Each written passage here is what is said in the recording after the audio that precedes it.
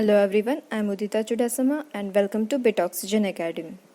This is the third video session for Computer and Network Security subject on the topic Basics of Computer Security. Previously we discussed about the CIA trade and authentication mechanism. If you missed watching those videos or have not watched yet, then please see the description box for the link of previous videos. So let's get started with our next security mechanism, that is non-repudiation. In this session, we will discuss the following things. First, we will know about the meaning of non-repudiation. Then, why we need non-repudiation in computer security. After that, the advantages of using non-repudiation. And at the last, we will have the examples or application where we use non-repudiation. Before knowing what is non-repudiation, first of all, let us know what is the meaning of repudiation. First, let us know in simple words, repudiation means denying the truth or the validity of something or someone.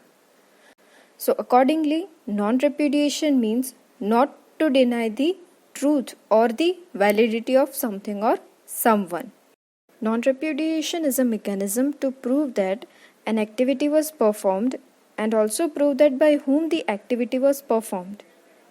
We can explain this line as non-repudiation gives assurance that the sender of the data is having enough proof of delivery of data and the recipient is having enough proof of sender's identity.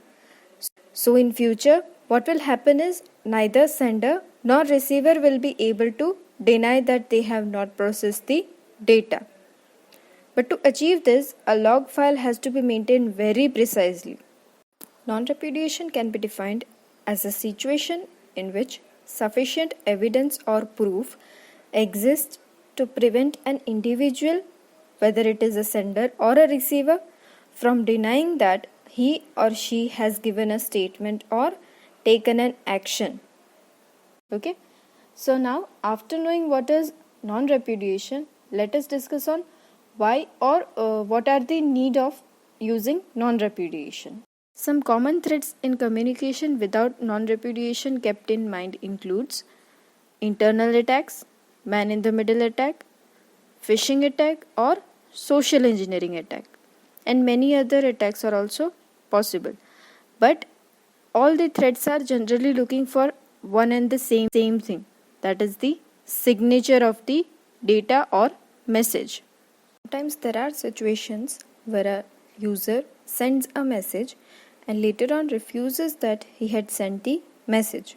So to have the proof about the transaction or communication which is happening in between sender and receiver, non-repudiation mechanism should be employed. So the first example where we need non-repudiation is when a user A could send fund transfer request to a bank over the internet. After the bank performs the fund transfer as per the user A's instructions, A could claim that he or she never sent such fund transfer instruction to the bank.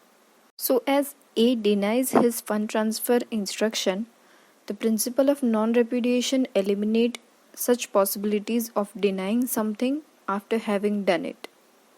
One interesting example can be, imagine receiving an email from someone that you have won some prize and then the sender of that email denies sending that message.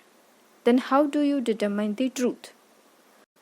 So we can have digital signatures who prove the delivery and receipts of the email transmissions, which guarantees the non-repudiation.